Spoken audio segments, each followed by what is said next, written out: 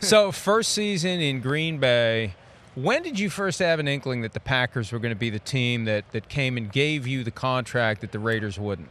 Well, really, I talked to Keyshawn Nixon a lot. He was talking even before that. He was like, man, if you get a chance to leave, think about coming here. Coach Bisaccia, he never brought up football. He's one of my favorite coaches just because he cares about the person. Definitely. I was with Bisaccia, Tampa Bay. So, he always checks up on me, asks how my dad, how's the family, things like that. Right. So I knew I had some family there. I got approached by a lot of teams, but ultimately I love what they was doing over there. I love that it was a young team that was on the verge of doing something special, and they were still winning a lot of games. So for me, I felt like I was just the missing piece. They always talk about, I think fans are sometimes interested to hear the difference between organizations, right? Mm-hmm. You had a good little stay there with the Raiders. They drafted you, some ups and downs, and the team is up and down. But tell us, what were the differences that you noticed right away when you you left the Raiders and you go to Green Bay and Titletown? I don't want to say this with slighting the Raiders, right? Because I love the Raiders, right? And I wanted to spend my whole career there. It just didn't happen that way. But I would say it's more understanding from every level of what is expected out of you. So from the top down, it's no confusion. Right. Everybody comes in with the same goal and the same mindset, and the same standard.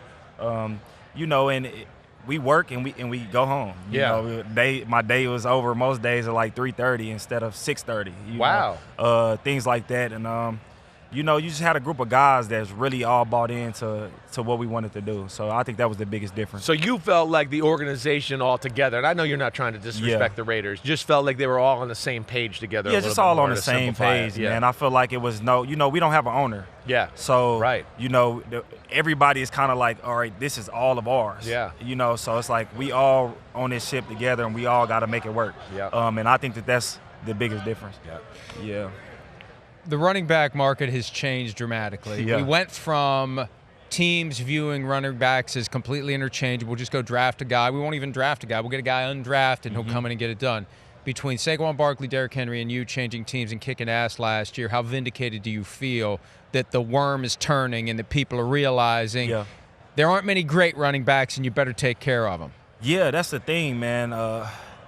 It's a lot. It's different between can get the job done and special. It's probably about if I'm saying in my eyes 5 or 6 guys that I viewed as special. Who? In this league, I would say Derrick, Saquon, right. Jameer.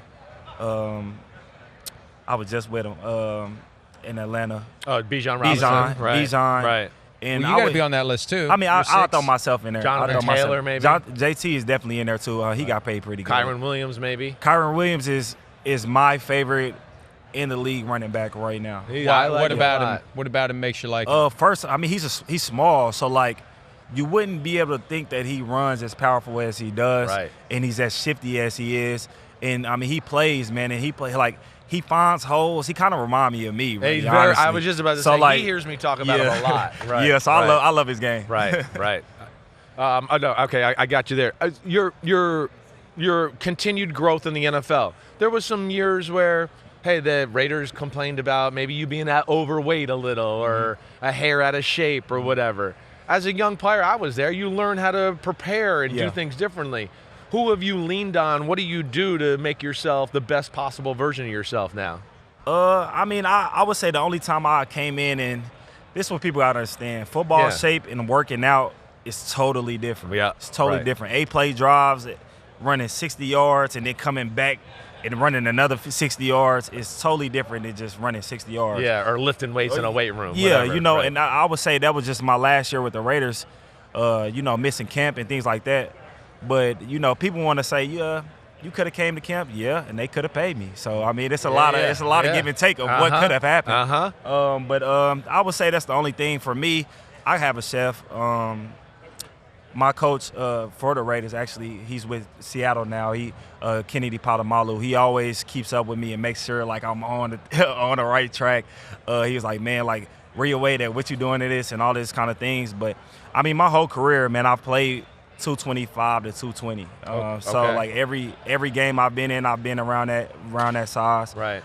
So for me, it was more so about one, getting healthy, because that was a big thing. This was probably the best year health-wise that I ever had. Didn't really have anything going on Incredible.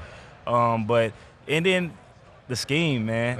The scheme is definitely play a part of that too. Right. Yeah. You said something that caught my eye. Yeah. Or my ear. Or both.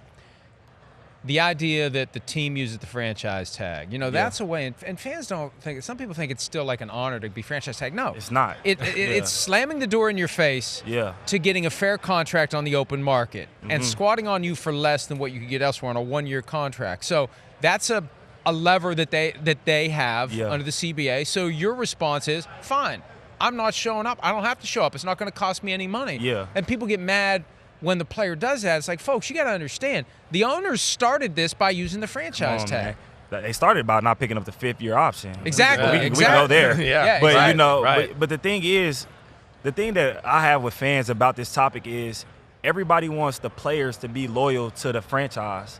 But if the franchise don't show loyalty to the players, it's just business. Yeah. So when I look out for myself and I do treat myself as a business, it's a problem. So that would Not never here. be understood. Not for us. If you We're watch on our side show, 100%. we don't, that doesn't go down We here. try to get people to understand. We crap on the owners regularly. All right, so don't worry. And they're never happy about it, but that's okay. Yeah. Kevin Durant said the same thing after the Luka Doncic trade. It's no big deal if the team does it. Hey, you're doing what's in your best interest, but if a player does what's in his best interest, you're not loyal. You lack commitment. Selfish. You're being selfish. Yeah. I We're on picked the you same guys to go to page. the Super Bowl this year. You pissed me off and I let did me too. down. I All did right? too. No, that's right. You did too. But you have that type of team. Yeah, I guess definitely. two parts. What's the feel in the locker room and kind of what happened down the stretch in your opinion? Yeah, I would say, you know, with us being the youngest team in the NFL, the feel is definitely good. I would say that, like, you don't have no guys that's complacent. You have guys that's still willing to work because they trying to make a name for themselves and figure it out. Right. And obviously winning. But I think that the thing for me that I seen the most was the difference was the little things, the details, you know, the penalties, you know, fourth and, you know, whatever, making that play. Yeah, you know, them 4 to 5 plays, we didn't really come up with them a lot this year in general. I would say that's the biggest thing. And then we probably missing like 2 or 3 pieces. And once we get that, we'll be all right. What pieces? I would say, you know, I think we need another DN. Okay. I think we need another DB, and then I think we need a wide receiver, a real wide receiver. Miles Garrett number will one be here later. Yeah, like I love the guys that we have in the receiving room. They all have potential to be one. Right. But we need a guy that's proven to be one. Right, command some double coverage every now and then, right? Yeah. Christian Watson's talented as hell, but hurt a lot with his hamstrings. Yeah, I mean, he's impressive, right? He's impressive, right? Man. Right. Like when he got it going, he's a guy. Right. Yeah, for sure. All right. Speaking of guys, too. Okay, I know you didn't play the team in red that's here, but you've got history against them, so you know them pretty well. You played the Eagles twice. Yeah. Come on, Coach. Coach us up. What's the scouting report? Tell us what to expect here. All right, look. So first off, it's hard to bet against Mahomes. Yeah. I'm going to start there? I'm going to start there. I'm going to start there. Okay. I'm not rooting for him. I'm rooting for Eagles. But if you had to put money, it sounds like you'd put it on red. Yeah, I'm not betting against Mahomes. Okay. But if I'm on the defense, obviously my focal point is stopping Saquon. Yeah. You know, he's the heart and soul of that offense. Obviously, they got weapons on the outside and things like that, but we will want to see them make plays. We'll live with that.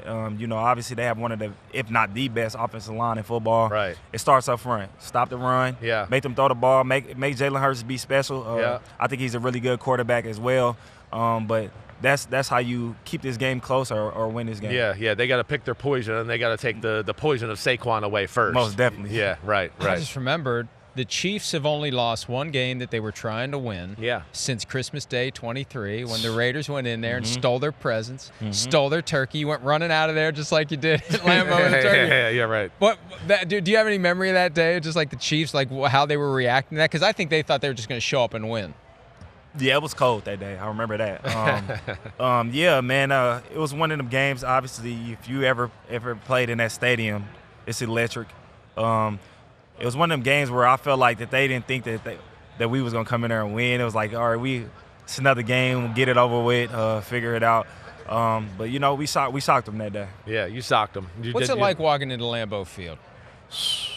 Man, the history, one thing I would say, it reminds me of just like college atmosphere. Like every house within, you know, 12-mile radius has something Green Bay, something Packers on it. Right. You know, you walk up, you see all the, you know, the coaches, the Lombardis, and all these great, you know, Heisman players that have played, and the history is there. But then, you know, you got some of the craziest fans, but also nicest fans in the NFL. Yeah, man. So awesome it's been fans. fun. All right. So I know you can run the rock between the tackles, but I don't know about you, the USAA selling stuff here. Come on, man. They even put you on a commercial with Gronk at some point and getting you on there? Yeah, man. I'm here with USAA and Marine Corps to, you know, honor a guy named Kevin Bennett. Kevin is he was in the Marines. He served for 34 years. He was in Afghanistan, Kuwait. Right. And you know, he's a real hero. I mean, that's the thing for me. You know, to be able to give back to the people that allow us to be able to do what we do on a day-to-day basis. You know, that might not get that much credit or recognition for what they do. And he's a Packers fan too, so that makes it a lot better. Good. That makes it a lot Kevin better. Bennett. Okay, all right. How convenient. So he's coming. He's getting a trip to the Super Yeah, Bowl. he's getting a trip. He'll be at the game. He'll be at the game. You gonna hang for the game too? I'm not gonna hang for the game, Right. but I'm gonna meet him and his wife. Okay. He's also been married 33 years. Wow, So that's an accomplishment in itself. Too. Right. But I'm gonna meet him and his wife and hopefully pick his brain a little bit. I got some questions I want to ask. Okay, all right, amazing. I That's need good some stuff tips you're doing, too. I man. made it 30. I might not make it to 31, but I made it to 30. Your body altogether though. I mean, running backs are supposed to die out after 5 years, 6 years. You feel like you said, you look great this year. This is the healthiest my body has felt.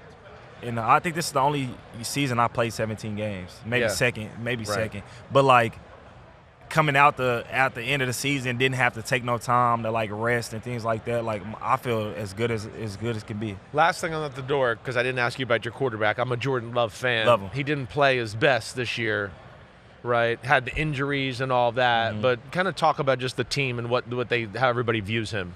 Everybody love him, man. Right. I mean, he's the guy. Yeah. Don't get it mistaken. Yep. We all have the utmost confidence and respect and love for him, man. I mean, he's one of them guys that he's gonna do everything right. He's gonna lead the team the right way. He's gonna motivate people the right way, and he's gonna put in extra time too. He's living what he preaches. He's just one of them guys you love to go out there and play for. Yeah. You know, so I think he's gonna be good, man. Get him some pieces around him, make him feel a little more comfortable. Obviously, he dealt with the injury early that kind of lingered throughout the whole year. Right. I think when he gets comfortable, he's going to be good. Yeah. Josh, we appreciate you stopping by. We were talking beforehand. We remember when you were coming out of Alabama all those years ago, and here you are kicking ass in the NFL. Josh Jacobs, Packers running back. Have a great week, everybody. We'll be back with more right after this. Hi, it's Mike Florio. Thanks for watching PFT on YouTube. Hit subscribe for the latest news and analysis from Pro Football Talk.